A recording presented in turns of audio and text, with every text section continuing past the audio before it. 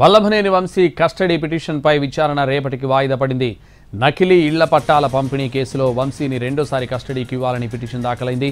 విచారణ రేపటికి వాయిదా వేసింది నూజివీడు కోర్టు. గన్నవరం మాజీ ఎమ్మెల్యే వల్లభనేని వంశీని కస్టడీకి కోరుతూ పోలీసులు వేసిన పిటిషన్పై నూజివీడు కోర్టులో వాదనలు జరిగాయి. బాపులపాడులో నకిలీ ఇళ్ల పట్టాల పంపిణీ కేసులో అరెస్ట్ అయిన వంశీని మరో 3 రోజుల పాటు కస్టడీకి ఇవ్వాలని హనుమాన్ జంక్షన్ పోలీసులు రెండోసారి వేసిన పిటిషన్పై కోర్టులో వాదనలు జరిగాయి. అయితే ఇదే కేసులో ఇప్పటికే 2 రోజుల పాటు కస్టడీకి తీసుకుని పోలీసులు విచారణ జరపారని వంశీ తరపు న్యాయవాది వాదించారు. అయితే ఆ 2 రోజులు వంశీ అస్వస్థతకు గురయ్యారని, దీంతో సరిగా విచారణ జరగలేదని కోర్టు దృష్టికి తీసుకెళ్లారు పోలీసులు. దీంతో 2 రోజుల్లో ఎలాంటి విచారణ చేశారో చెప్పాలని పోలీసులను ఆదేశించింది కోర్టు. కస్టడీ పిటిషన్పై లంచ్ బ్రేక్ తర్వాత మళ్లీ వాదనలు జరిగాయి. మరోవైపు ఏపీ హైకోర్టులో Vallabhaneni Vamsi house motion petition వేశారు. తాను తీవ్ర అనారోగ్యంతో బాధపడుతున్నారని, వైద్య చికిత్స చేయించుకోవాల్సి ఉందని పిటిషన్లో ప్రస్తావించారు. మధ్యంతర బెయిల్ మంజూరు చేయాలని హైకోర్టుకు విజ్ఞప్తి చేశారు.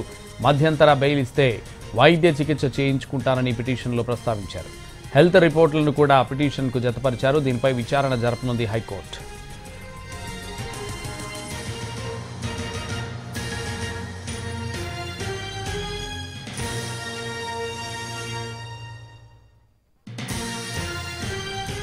వల్లభనేని వంశీ కస్టడీ పిటిషన్పై విచారణ రేపటికి వాయిదా పడింది. నకిలీ ఇళ్ల పట్టాల పంపిణీ కేసులో వంశీని రెండోసారి కస్టడీకి ఇవ్వాలని petition దాఖలైంది.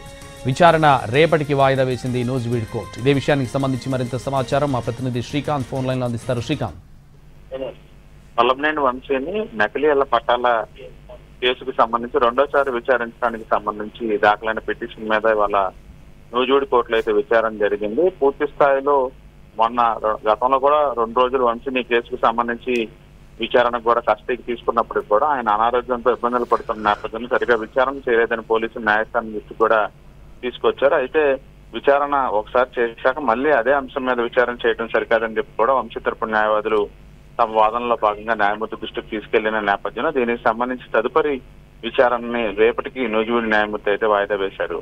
Santosh. Right, thank you Srikanth.